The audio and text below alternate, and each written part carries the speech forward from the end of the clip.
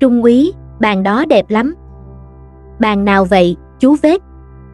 Bàn bên mé trái, em ấy cười ngọt với Trung úy từ lúc bước vào quán rồi. Trung úy không thấy à?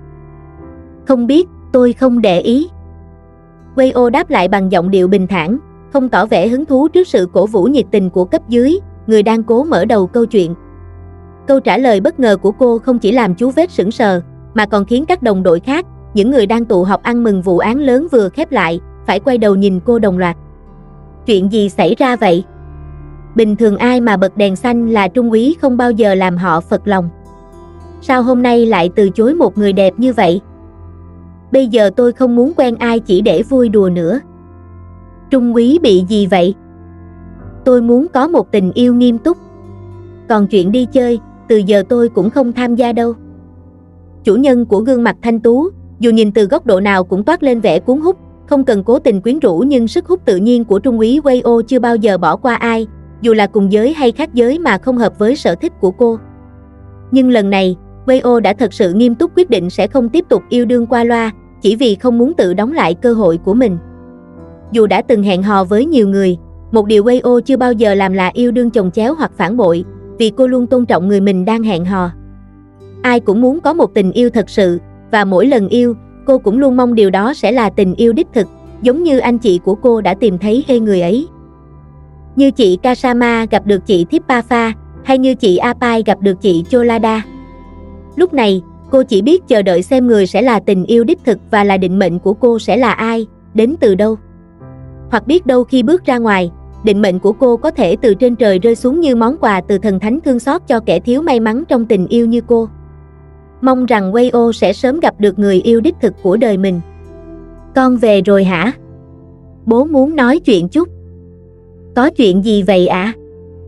Mốt này cha muốn giao cho con một nhiệm vụ quan trọng. Nếu là việc liên quan đến các mối quan hệ thân quen, cha cũng biết là con không quan tâm đến mấy chuyện đó mà.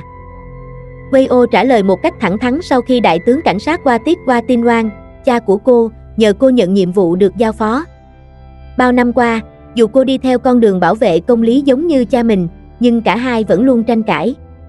Cô thường xuyên từ chối những con đường mà cha cô cố gắng sắp xếp, vì cô muốn sống cuộc sống của riêng mình.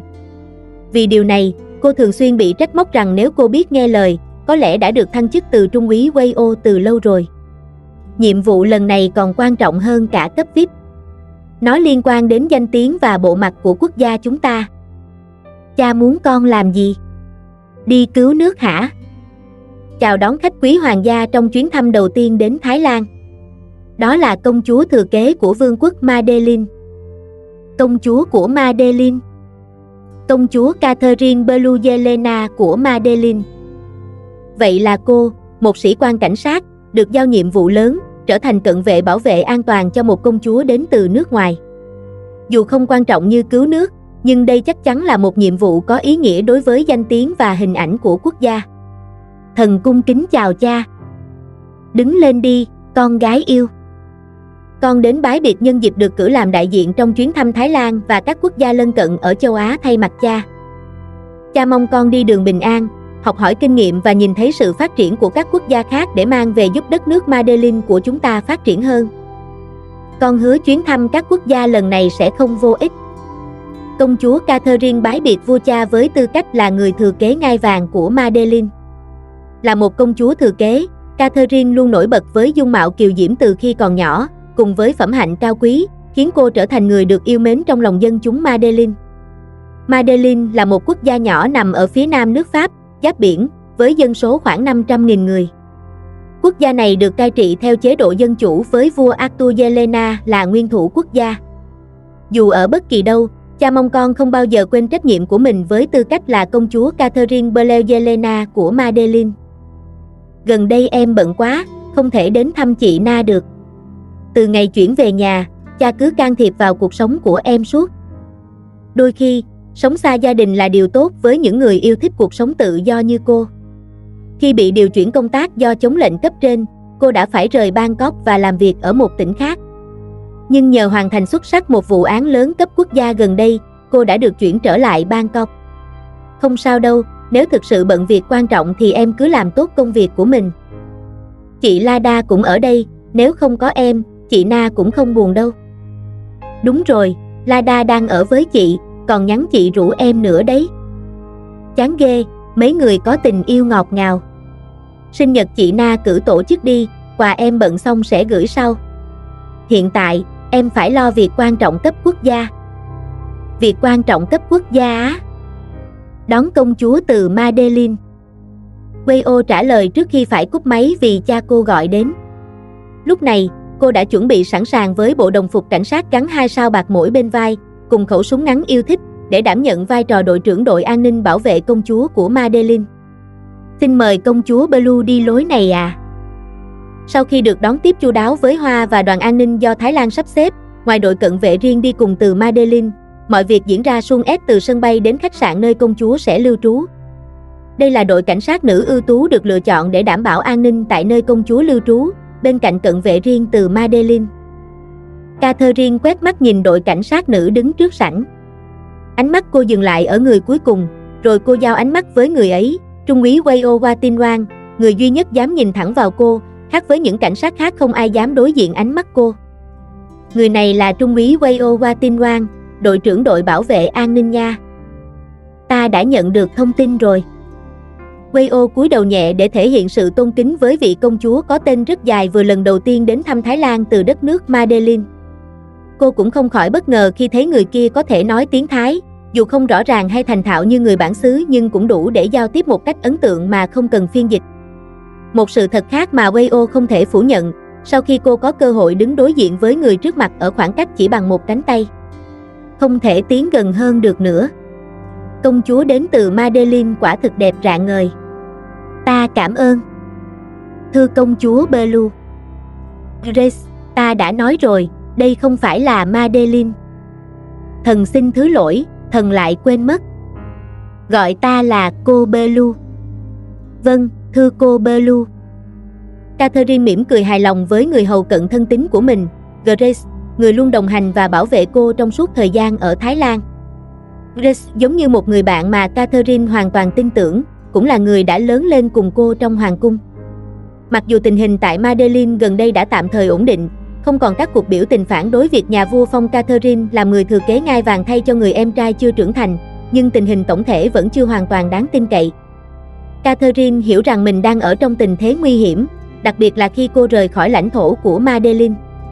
Cô Blue có tin tưởng vào những người mà chính quyền Thái Lan cử đến không? Trong tình hình hiện tại, ta không thể tin tưởng bất cứ ai, kể cả những người của Madeline. Thật ra, cô Blue nên báo cáo điều này với đức vua. Nếu cha biết, người sẽ không bao giờ để ta đến đây. Grace đáp, theo thông tin mà thần tìm hiểu, Trung úy Wayo là một cảnh sát có năng lực, từng tham gia phá nhiều vụ án lớn. Ta không biết những kẻ nổi loạn muốn lấy mạng ta có thể trà trộn ở đâu, hoặc đã mua chuộc ai. Ta không thể tin bất cứ ai, kể cả những người được coi là cảnh sát tốt. Nghĩa là cô Blue không tin Trung úy Wayo? Đúng vậy. Ta đang ở vị trí không thể tin tưởng bất kỳ ai, kể cả những người thân cận nhất. Trong tình hình mà mục đích của bạn hay thù đều không rõ ràng, mọi bước đi của Catherine đều có thể sai lầm và mắc vào cạm bẫy mà những kẻ ác ý đã dang sẵn. Chị Wayo, chị nhìn chằm chằm gì thế? Gì cơ? Công chúa Blue đấy. Chị định với tay tới nơi cao thế à? Cẩn thận lời nói, Bim. Ai nghe thấy thì chị bị quy tội phỉ báng đấy. Em chỉ đùa thôi. Đấy là công chúa đấy, một người ở trên cao mà mình không thể với tới.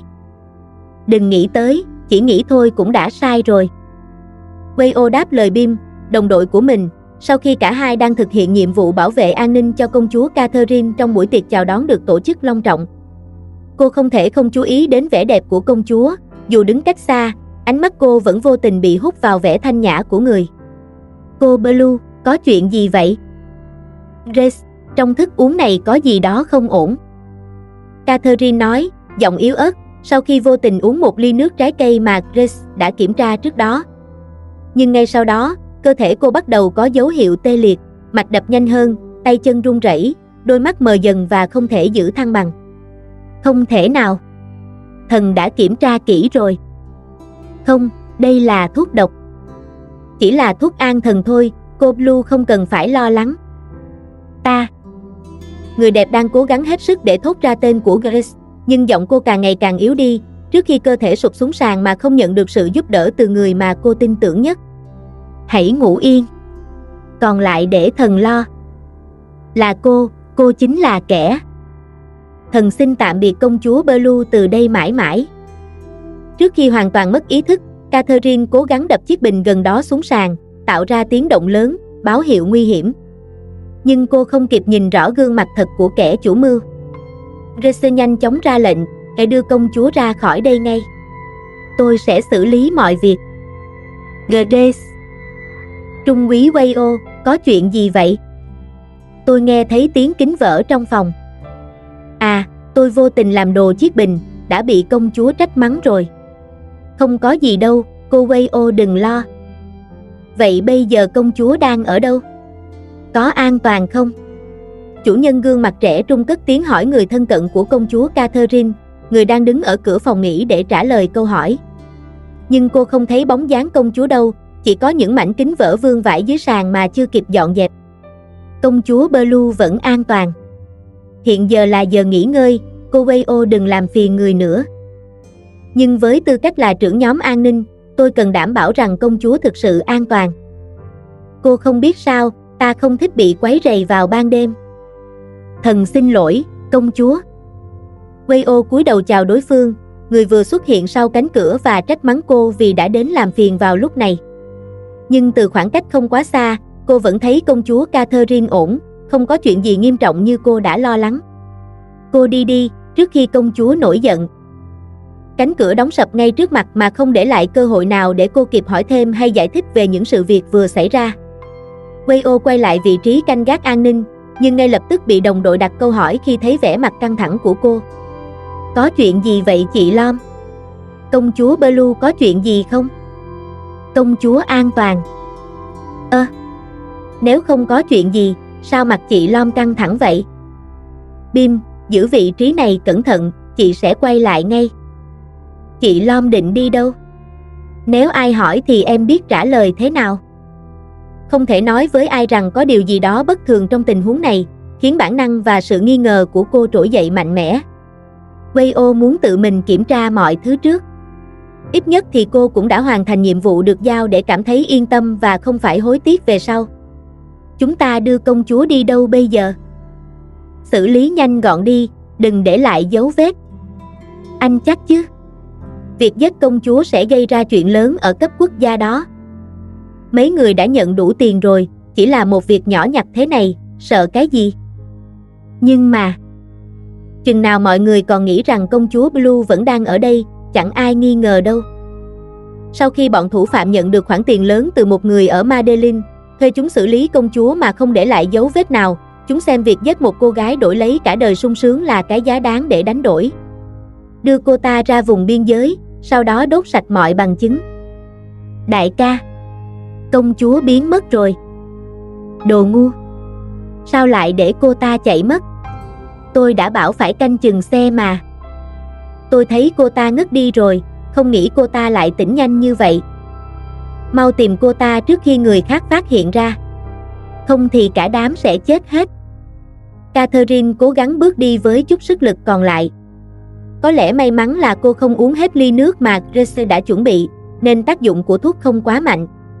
Nhưng giờ đây, việc đi tìm sự giúp đỡ từ ai đó trở nên khó khăn vô cùng. Trước khi cô hoàn toàn kiệt sức, cô cố gọi. Giúp tôi. Kia kìa. Cô ta chạy về hướng đó. Cô bị bọn sát nhân phát hiện. Dù có cố gắng đến đâu, sức lực còn sót lại không đủ để cô thoát khỏi tay chúng. Trong khi đó, Catherine vẫn không biết ai là kẻ chủ mưu đứng sau tất cả chuyện này ở Madeline. Cô tin rằng không chỉ có Grace, mà còn có đồng phạm trong âm mưu này. Đoàn. Một viên đạn được bắn ra trước khi Catherine kịp nhắm mắt. Dù không cảm thấy đau đớn hay có cảm giác như bị viên đạn găm vào bất kỳ vị trí nào trên cơ thể, nhưng cô vẫn ngã khuỵu xuống do mất thăng bằng. Trước khi chạm đất, cô được một đôi tay nào đó nhanh nhẹn đỡ lấy, nhanh đến mức cô không kịp nhìn rõ mặt người ấy, đưa cô né khỏi đường đạn đang dồn dập bắn tới. Đi mau theo tôi. Wayo nắm lấy cổ tay người không còn sức bước đi, rồi mạnh dạn ôm lấy cô để giúp tập trung hết chút sức lực còn lại. Cô nhanh chóng đưa người bị truy sát lên xe và lái xe rời khỏi khu vực phía sau khách sạn ngay lập tức, không để tình hình trở nên tệ hơn. Cô ổn chứ? Cô từng đụng chạm đến ai mà lại bị kẻ thù truy sát táo tợn như thế này? Không có câu trả lời nào phát ra từ người đang ngồi im lặng, dù đã thoát khỏi tình huống ngàn cân treo sợi tóc. Wayo cũng phần nào yên tâm khi không thấy chiếc xe nào của bọn truy sát bám đuổi phía sau. Là cảnh sát, thấy người dân gặp nguy hiểm, cô không thể nào không ra tay giúp đỡ. Như người phụ nữ này, không biết đã gây thù chuốc oán với ai, hay từng xảy ra chuyện gì, nhưng cô vẫn quyết định giúp hết sức mình. Cô có nghe tôi hỏi không? Có cần tôi đưa đến bệnh viện không? Nếu cô ấy cứ im lặng thế này, làm sao biết được cần giúp đỡ như thế nào? Wayo đành phải tấp xe vào lề ở một khu vực đông dân cư có ánh sáng từ các cửa hàng. Cô với tay đặt lên vai người phụ nữ, quay người ấy lại đối diện mình, bởi lúc nãy nơi xảy ra sự việc quá hỗn loạn và tối tăm khiến cô không kịp nhận ra điều gì. Nào, đi kiểm tra sức khỏe trước, rồi sau đó đến đồn cảnh sát, tôi sẽ đưa cô đi. Cô Wayo, xin hãy cứu ta. Người phụ nữ này chính là công chúa Catherine Bludelena của Madeline.